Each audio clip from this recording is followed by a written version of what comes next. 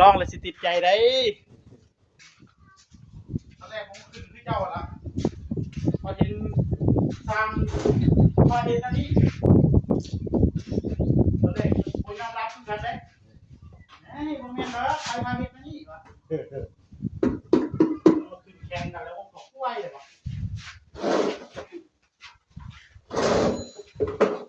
ลูดพ่อเอ้ย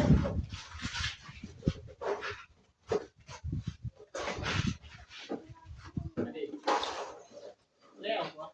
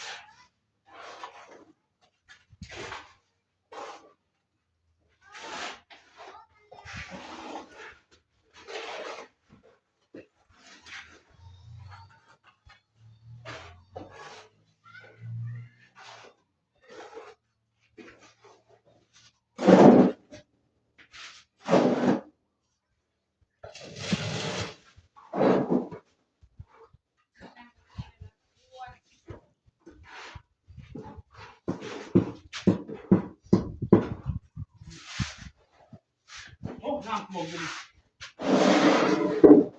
น้ำท่วมน้ำ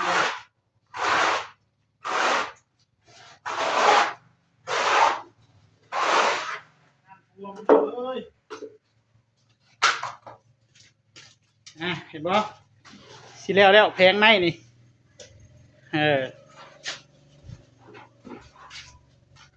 นี่บอกงานสาเข้าเยอะทั้งนี้ไว้ดิโอ้ยอย่าลืมสาอันนี้เด้อต้องหาจะได้สาเด้อทางคุณนะยังดำอยู่ได้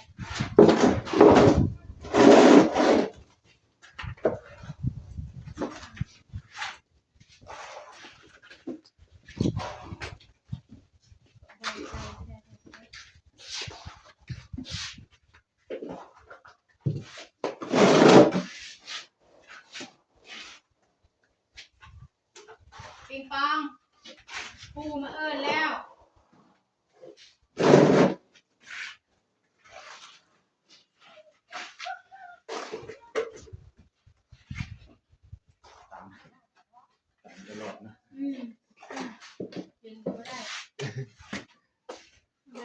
ๆเราเรียนตรงนี้ให้มันเรียนได้ กลับไปเรียนกับยายเราดิ เรียนคือเดียวอยู่หลังบ้านไม่ใหญ่เรียนอยู่คนหลังของหนามันทำคนนี้มานั่งเรียนยาวแล้วแม่ข้าวอยู่หลังของหนาเดียวกัน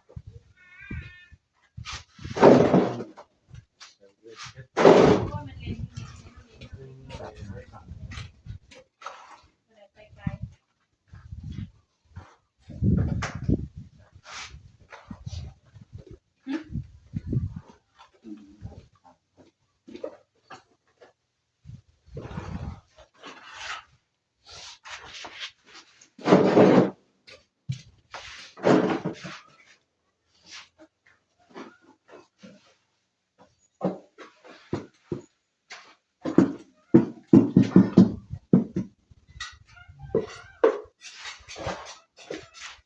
ที่ชอบเป็นอะไร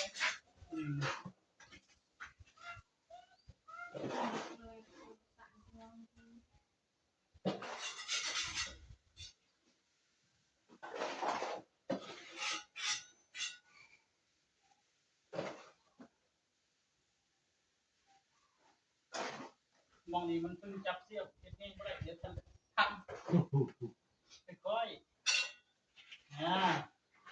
ปิกนิก จะนิ่ม อืม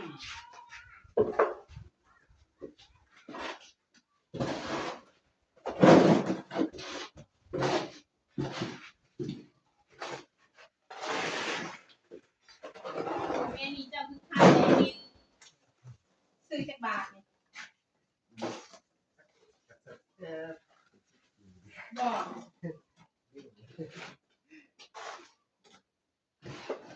ไปคุยบึงกันในหัวดึกปัง เศษแต่เท่า อ้าวมันโมไปแท่งโมไปเจอมัวเลยเส้นหน้าเท่าตะโมงเกินบริบืนบอลเสกหน้าเท่าโมไปเจอได้ความหมายได้ มักเลย เสกหน้าเท่าเยี่ยมรอบอีกในบืนบอลเสก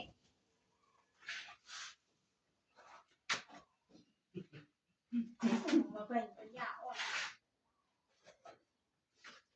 เขาหู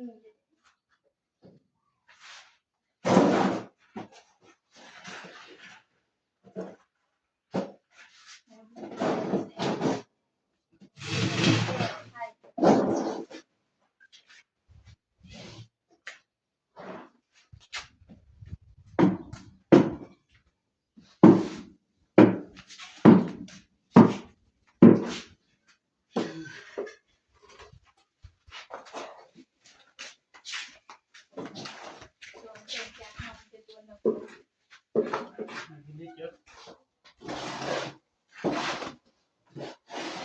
เริ่มสลัดยังไง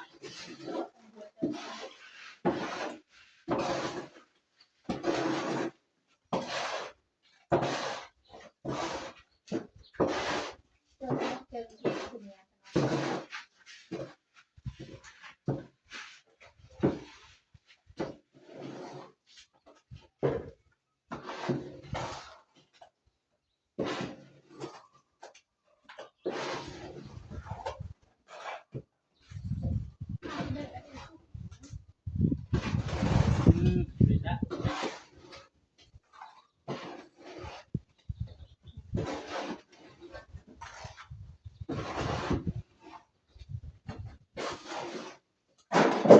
เคยจะคอยจะได้ตีตา ยังนะลองเยอะยังไม่ เอาเกลงอะไรเนอะ จีกันเนอะ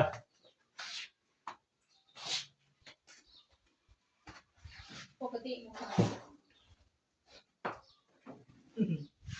ถ้าคอยสองคนเงียบนี่แสดงว่า ที่ปกติ ผิดปกติ ถ้าคอยสองคนทัวเมียบ่คุยกันนี่เจ้าสังเกตโลดแสดงว่าผิดปกติแสดงว่าเทียงกันมาเป็นเพื่อนแต่ถ้าไม่ได้คอยคุยกันนี่แหละคือปกติเพื่อนคอยถ้ามือได้เงียบนี่คือผิดปกติพอคุยไม่ยากคอยยืนมาถามโลดถ้าได้ยินเสียงวากนั่นแหละปกติเรื่องจริงเนาะ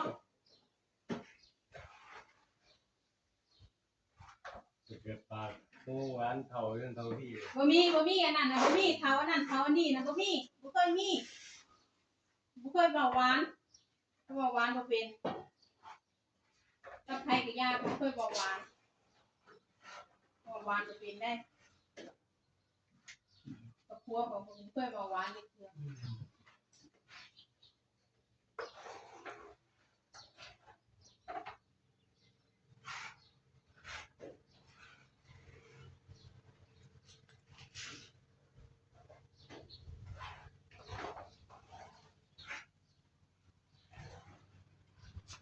เบิ่งกันอีกนิดนึงเอาตามดีกว่า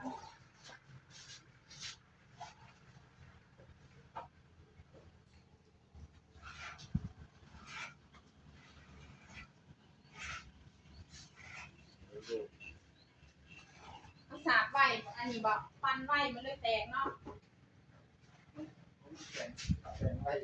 อ๋อจะเป็นงานตอนท่าซี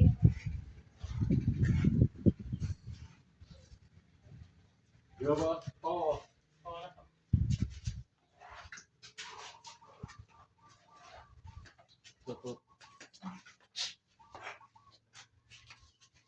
โอเคไม่ได้ข้าวเดียว คุณพ่อต้องลองสูตรผมแล้วละได้ไปรับเหมาสบายได้ฮะเล่นแล้วบ่สูตรผมแล้วบ่ยังเนาะ ใครนี่เปิด โอ้ที่กับดินบ่ได้เนาะคุณพ่อเนาะสิเลอะเทอะได้เนาะ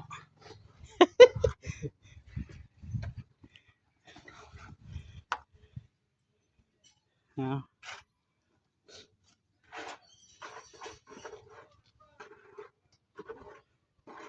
พ่อก็มาเล่นอยู่ข้างๆนี่แล้วพี่น้องเอ้ยสวยงามเขาท่ายดีบ้านหลังนี้กันเปื้อนจะสูงกว่าเพื่อนเลยวันนี้ตามที่ขีดเอาไว้เลย